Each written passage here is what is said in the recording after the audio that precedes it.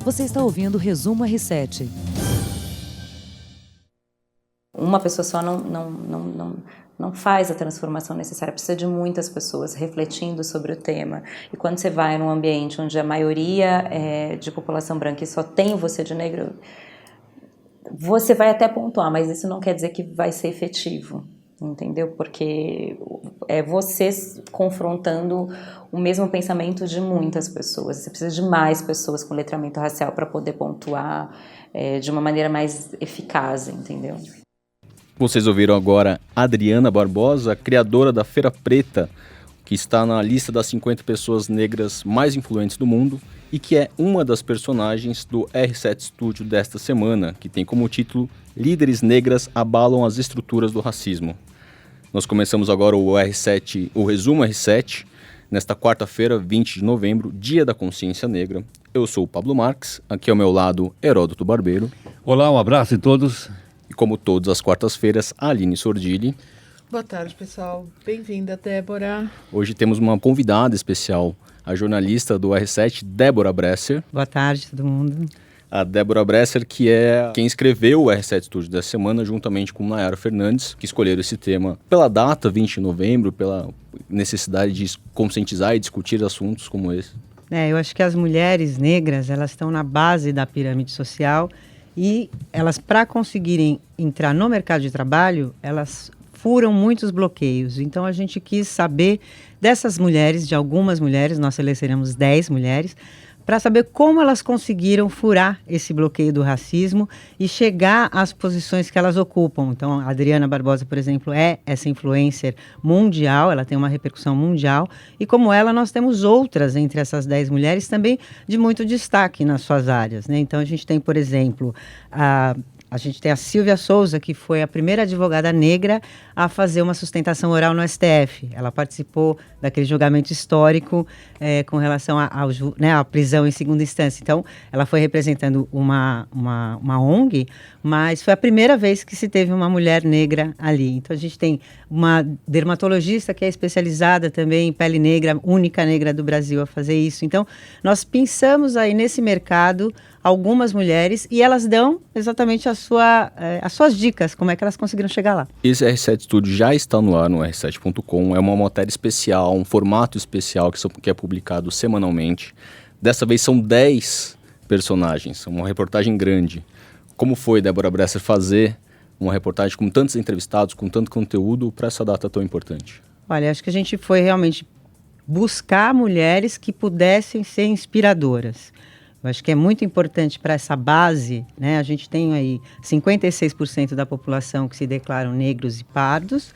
Desses, 60% estão desocupados. E as mulheres, elas têm 50% mais chance de ficar nesse limbo, né? sem emprego. Então, a gente foi buscar realmente mulheres que possam inspirar outras e mostrar que elas têm, sim, condição de ir atrás dos seus sonhos, né? De buscar o seu mercado de trabalho. Gostaria de comentar aqui com o Heródoto Barbeiro que na semana passada nós conversamos sobre a questão dos negros agora serem maioria na universidade pública, no ensino superior, chegando a 50,3% em relação a 2018. E apesar desse dado, a população negra ainda ganha muito menos do que a população branca. Então, segundo os dados publicados pelo IPEA, cada 58 centavos ganho para uma mulher negra equivale a R$1 de uma mulher branca. Heródoto, é uma situação bem de desigualdade, né? Só que a raiz está um pouco distante de nós. A raiz, na verdade, está no final do século XIX, quando nós tivemos o que a gente chama de libertação dos escravos. Por que razão? O Brasil foi o último país da América a libertar os seus escravos. Aliás, é uma pecha que o nosso ex-imperador, o imperador da época, o Dom Pedro II, carrega para o túmulo. Ele segurou enquanto pôde a escravidão no Brasil, porque, logicamente, ele era apoiado pelos grandes proprietários de escravos, pelos grandes proprietários de terra, latifundiário, e segurou. Foram 300 anos de escravidão, né? Oi, perdão. Foram 300 anos de escravidão, né? Exatamente. Então, 300, né? E até recentemente conversei com um cidadão deputado federal aí, que é descendente dele, né? E ele estava fazendo uma exaltação do tataravô dele, e eu falei, pera um pouquinho. Tem essa questão, então, da escravidão. Então, essa é a raiz. E por quê? Porque nós apenas, aspas, libertamos o escravo, mas nós não integramos o negro na sociedade brasileira. Todo o resto é consequência disso. Aproveitando esse dado, Aline Sordilli, das 500 maiores empresas no Brasil, apenas 1% dos altos cargos gerenciados são ocupados por mulheres negras. O que a gente vê hoje são muitas empresas abrindo gerências ou diretorias de diversidade, tentando buscar a redução desses degraus enormes, né, e absurdos. Então, empresas de todo tipo e porte focando nisso e buscando trazer a igualdade da sociedade para o menos possível para dentro das empresas. Mas ainda são iniciativas consideradas, hoje em dia, quem fala de inclusão e de diversidade é considerado moderno, né? A gente tem, entre as nossas entrevistadas, a gente tem a Ana Bavon, que ela é exatamente consultora de diversidade.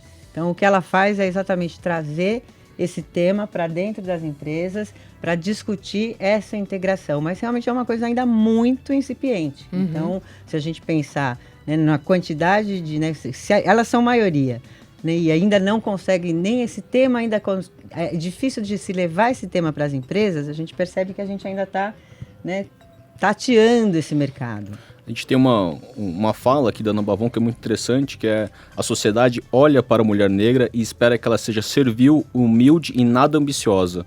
Do contrário, entra no estereótipo de negra raivosa. Exatamente, porque... Eu acho que é mulher em geral, né? Não, mulher em geral, eu acho que a mulher negra sofre ainda mais. Ela né? tem uma camada a mais. Pois é, porque você tem aí exatamente um perfil, né? Quando a gente fala, por exemplo, na própria Silvia Souza, que ela chegou lá no STF, mas no primeiro estágio dela, quando ela foi para ser efetivada, falaram que ela não tinha o perfil. E ela, obviamente, ali ela sentiu o que significava não ter esse perfil. E ela fez essa mudança e ela tem uma fala muito forte, que ela diz que ela rompeu com o pacto racista. Ela diz que as mulheres negras precisam romper com o pacto racista. Na verdade, a sociedade como um todo. E o que ela chama de pacto racista é exatamente essa ideia. Você tem algumas regras que não são claras, que não são, obviamente, ditas, mas que precisam ser enquadradas. Essas pessoas precisam se enquadrar. E ela fez esse rompimento na medida em que ela mudou e realmente ela foi ser uma ativista dos direitos raciais, foi brigar por isso, né? Usar o direito para isso. E tem um papel muito importante também a questão da família, né, Débora? Todas essas personagens, são 10 mulheres que tiveram dentro de casa um exemplo, um incentivo para que elas buscassem algo diferenciado, né? Para que saísse do local esperado. Então, buscar uma universidade pública, ser médica, ser advogada, fazer mestrado. Então, é uma trajetória também que exige ali um suporte de pai, mãe, irmã, avô. O que me chamou muito a atenção, a gente, né, o número de residências cuidadas, né, por mulheres, sustentadas por mulheres no Brasil é muito grande. Mas nesse recorte que nós fizemos, a gente tem tanto mães e avós que são inspiradoras dessas mulheres, que deram esse suporte, e alguns pais que eram ativistas e que fizeram com que essas mulheres, elas falam muito que elas aprenderam a respeitar a ancestralidade dela, valorizar a raça e as valorizar como pessoas, como mulheres. Então essa base familiar foi o que as permitiu construir essas pessoas que a gente vê hoje. Então hoje elas têm essa força e não é todo mundo que tem isso em casa. Esse racismo estrutural que a gente fala, que vem exatamente da onde o Heródoto colocou, ele tem esse viés, ele acaba, as próprias pessoas não têm essa força, e muitas vezes não têm dentro de casa. Então essas mulheres são vozes muito importantes, porque elas trazem isso de casa, elas têm essa valorização da ancestralidade e elas têm força para poder passar adiante. Mesmo quando elas furam essa bolha que a gente comentou no começo, elas continuam enfrentando preconceito. Então, Heródoto, por exemplo, a médica Conceição Marcos, que trabalha no Hospital Pérola Baiton, ela costuma escutar com frequência: onde está o médico? Ou quando ela está atendendo, a pessoa pergunta: e o médico? Quando que ele vem? Eu conheço uma história parecida com essa, com um cidadão negro, chamado Esmeraldo Tarquínio, vocês já ouviram falar dele? Grande cara, eu conheci ele pessoalmente, ele era negro. E ele também estava lá na casa dele, mora em Santos, regando o jardim. Aí chega o carro da Assembleia e fala para ele assim: ô negrão, chama o deputado aí que o carro chegou. Aí ele foi para dentro de casa, pôs o paletó, pôs a gravata, saiu na porta. Quando ele saiu, disse que o cara quase desmaiou, era ele. Ele era o deputado. Entendeu? Esmeralda, nunca mais me esqueci dessa história dele. Não é? Do mesma forma que você falou da família que suporta, da família que apoia, tem também a cultura de 300 anos que faz com que a coisa seja mais difícil de você quebrar e mudar. Né? Tem um cara, eu sei que vocês estão fazendo um especial de estúdio sobre mulheres, mas o Paulo Rogério Nunes, ele é um dos fundadores do Vale do Dendê, na Bahia, que é uma aceleradora para negros e afrodescendentes, para apoiar negócios. Ele, desde 2016 que existe essa aceleradora. E ele foi considerado já um dos 100 negros mais influentes do mundo. E ele fala que ele faz isso para quebrar o ciclo da falta de inclusão. Então, assim, se as pessoas também não quiserem quebrar esse ciclo e esse movimento, vai ficar sempre rodando tudo do mesmo jeito, né? Não reclamar mais, não se impor mais. Muitas vezes, essas mulheres acabam tomando a iniciativa a partir de uma própria demanda, ou de uma constatação pessoal dela do mundo. Então, por exemplo, ainda falando sobre tecnologia ali no Sordilli, a Fernanda Leôncio é fundadora da Conta Black. Uhum. E a Fernanda fala: temos uma população massivamente negra que não tem acesso à educação financeira e está extremamente endividada. Então ela identifica um problema, busca uma solução e cria uma empresa, uma forma de auxiliar essa questão. Eu acho que isso é bem curioso, essa questão financeira, porque a gente tem aí um dado que a população negra movimenta 1,7 trilhão de reais, né, por ano. Então, e a Kathleen, a gente tem a dermatologista que cuida só de peles negras e tal. Quando ela se especializou, as pessoas falavam que ela ia encher a sala do consultório, ia levar todo, né, a senzala para lá, sabe? Uhum. E ela ficou revoltadíssima. E, na verdade, o que acontece? Você tem ela fala muito isso, a doutora Kathleen. Você tem uma ideia de que o negro não vai ter dinheiro para consumir e para pagar os serviços, o que é um grande erro. Então, isso você também tem aí. Você tem um problema de remuneração? Tem, mas existe um mercado potencial e que não é visto, né? Porque cai novamente nessa questão do racismo. A pessoa não enxerga que aquele mercado é um mercado potencial real. 1,7 trilhão de reais, Heródoto, é uma cifra que deve ser considerada. Sem dúvida. Agora, logicamente, como deve estar lembrando muito bem, é uma questão de caráter social que vem de longe, né? Uhum. Eu moro do lado de 2 colégios tradicionais em São Paulo. Olha, eu duvido que eu tenha visto algum negro nesse colégio. Não vi nenhum, salvo exceção talvez uma menina, mas nenhum. Então você passa lá, eu vejo orientais, pessoas de origem oriental. Não sei se são coreanos, não importa, são orientais. E vejo da etnia branca, mas não vejo ninguém lá. Por quê? Porque não tem capacidade para estudar? Tem. Porque não tem capacidade? Tem. Porque não tem dinheiro para pagar. E olha, por isso que não chega lá. Ou às vezes porque se sinta excluído pelo ambiente também, né? Fala assim, eu vou Eu procurar um colégio eu não sei tão se você... bom quanto ou que seja menos tradicional. Não, e mas tudo bem, mas eu acho que se você bater na mais porta, diverso. tem que abrir a porta, certo ou não? Claro, tem que abrir a porta. Ainda mais que um dos colégios ali do lado é do Rotary. Sim. É o Rio Branco que eu estou me Conheço referindo. bem. Eu vou dar o nome porque senão fica parecendo que é um... Eu não vejo nenhum lá. Eles não vão gostar do que eu estou dizendo, mas é um fato. É um fato. Olha, nós temos 2 educadoras entre as nossas personagens. Uma delas é diretora da Escola Técnica da Paula Souza, que é uma referência lá em Pirituba. E ela é negra e ela fala que muitas vezes acontece isso também, das pessoas passarem reto, perguntarem onde está a diretora. Mas, por outro lado, ela diz que lá, os alunos, quando ela vê um aluno negro, o aluno negro chega para ela e fala: nossa, que bom que eu nunca vi uma diretora negra.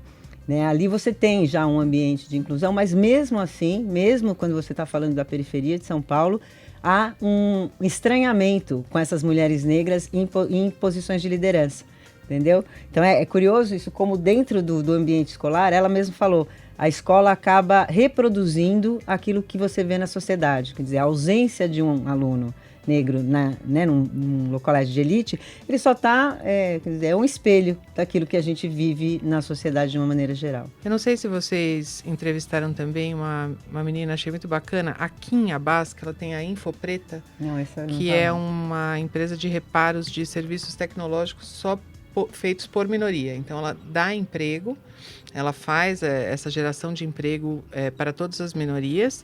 E ela tem também uma ação que chama Note Solidário, que é para incentivar a doação de computadores para as pessoas e tal, como ela está sempre no corre do computador, da informática, né? Isso também é bem interessante, bem legal. Tem uma questão também sobre a expectativa, né, aqui para encerrar. A Regina Célia, uma das personagens também, ela é formada em Filosofia pela Universidade Federal de Pernambuco, tem mestrado em Ciência Política, tem doutorado em Direito, Justiça e Cidadania para o século XXI na Universidade de Coimbra, em Portugal. É cofundadora e vice-presidente do Instituto Maria da Penha.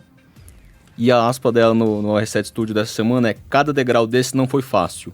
Muitas vezes tinha de compensar a minha negritude, demonstrando que era inteligente, que sabia falar bem e mostrar uma boa arcada dentária.